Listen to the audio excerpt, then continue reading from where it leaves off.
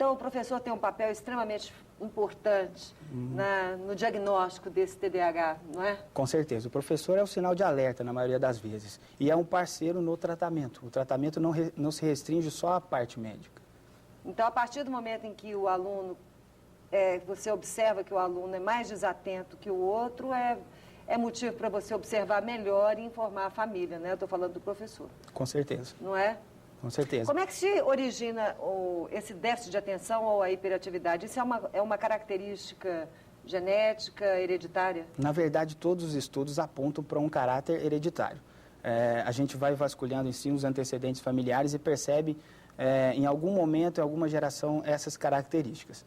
É uma desordem do sistema nervoso central em si. O que a gente encontra dificuldade é que a gente não tem nenhum exame laboratorial ou de imagem que justifique ou nos mostre propriamente a alteração. O diagnóstico é eminentemente clínico. Então é só na pergunta mesmo, né? Justo. O diagnóstico se faz com uma entrevista bem baseada e muitas vezes a gente tem o auxílio de outros profissionais na área de neuropsicologia, na área de fonoaudiologia, de pedagogia. Então esse apoio multiprofissional é importante. Olha, para os pais é assim um transtorno também muito grande, porque a gente nunca sabe o que fazer. Eu imagino que isso aconteça com muitos pais. Há exemplo dessa medicação que vem se dando a essas crianças, que é a Ritalina.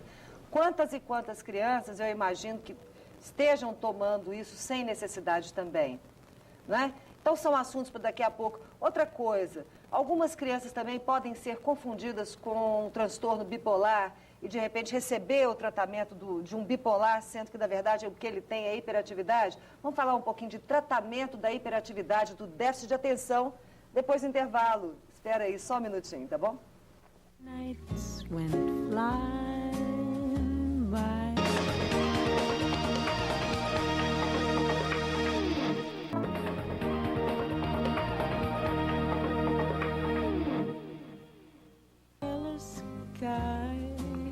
O programa Boa Vida está de volta, ao vivo, 2018. Nosso convidado para a primeira entrevista é o Dr. Fábio Pessoa. Ele é pediatra com especialização em neuropsiquiatria infanto-juvenil. E o assunto é hiperatividade ou déficit de atenção. E déficit de atenção, ou E, né? E, mas pode ser ou também, ou um ou outro, né? Justo. Ritalina. Ritalina é um nome de medicamento, eu não sei nem se eles chamam assim, porque eu chamo pelo nome comercial, que é o nome que todo mundo conhece. Que levantou diversas polêmicas em torno do excesso de prescrição do Ritalina. Ou seja, qual é o tipo ideal para fazer o uso do Ritalina? Será que qualquer criança inquieta ou qualquer criança que tenha um pouco mais de dificuldade de focar nos estudos ou focar em alguma atividade deve tomar o Ritalina? O que você acha desse medicamento? Na verdade, o metilfenidato, que é o nome genérico da Ritalina, é uma medicação já antiga, da década de 50. A partir da década de 80 foi um pouco mais estudada. Hoje tem mais de 200 estudos científicos apontando a eficácia e a segurança da medicação. O que é importante é a gente entender que ela vai funcionar naquelas crianças ou adultos que têm o transtorno de déficit de atenção e hiperatividade. Então, um diagnóstico bem feito é o que define o tratamento de sucesso. Em termos de segurança, de eficácia, não há dúvida. Hoje, no Brasil, é a única medicação que é aprovada especificamente para transtorno de déficit de atenção e hiperatividade.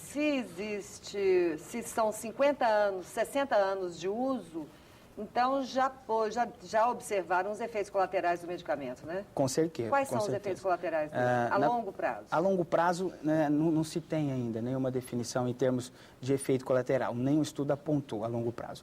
A curto prazo, tal qual qualquer outro tipo de medicamento, eu posso ter alterações de dor abdominal, dor de cabeça, alteração do sono, alteração de apetite. Então, isso deve ser avaliado junto ao médico prescritor. Porque se a gente for ler a bula, a gente não dá para o menino, não. A gente assusta.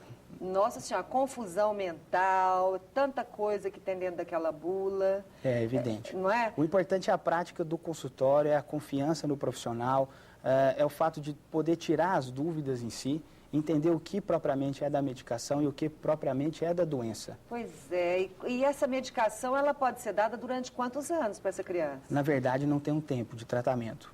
Existe criança que responde com um curto período, outras vão usar até a adolescência e a idade adulta.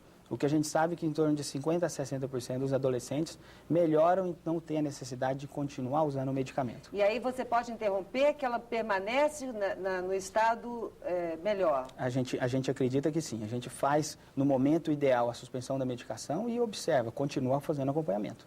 Entendi. Você não acha que existe um excesso de prescrição da Ritalina, não? Na verdade, o que acontece? Como qualquer doença que vem sendo estudada, que chega, entre aspas, como uma novidade, mesmo o TDAH sendo datado do início do século passado, a gente fica preocupado e a sociedade taxa às vezes como modismo. A gente tem que entender que é uma patologia que acomete até 6% da população infantil. Nossa. Então, a quantidade de crianças acometidas, e às vezes ainda sem o diagnóstico, é grande. Então, a medicação prescrita reflete em si o avanço em termos de diagnóstico, o avanço em termos de estudo. Vamos fazer uma análise do custo e benefício do uso do Ritalina para quem tem déficit de atenção e hiperatividade. Uma pessoa que não faça uso do medicamento, vamos supor que os pais não queiram receitar o medicamento para a criança, para o adolescente.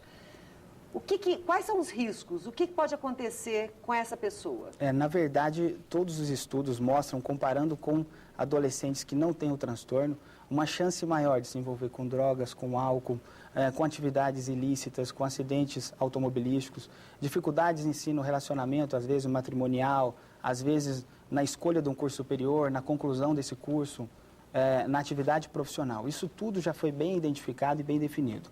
O TDAH, que não é bem diagnosticado, que não foi tratado corretamente, ele tem essa possibilidade de que a pessoa evolua com todas essas alterações. Meu Deus do céu. E uma pessoa que descubra que tem hiperatividade na fase adulta, ela pode também se tratar? Não, ela deve ser tratada. O diagnóstico, ele deve ser bem feito, uma vez que essa pessoa ela deve ter os sintomas antes dos 7 anos de idade.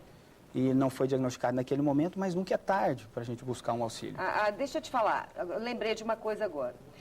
O Alexandre, uma época, tomou o Ritalina, na época que ele era adolescente, menino ainda. E aí, eu tomei também, porque eu quis experimentar para saber o que o menino sente. Eu falei, eu vou tomar porque eu quero saber. Eu lembro que não foi legal para mim, não.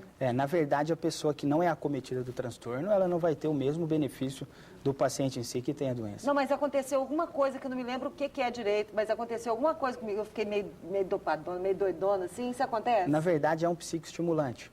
Se eu não tenho nenhum problema inibitório, se eu já consigo me concentrar, eu vou ficar um pouco mais, isso vai me trazer um certo incômodo. Eu tive confusão mental.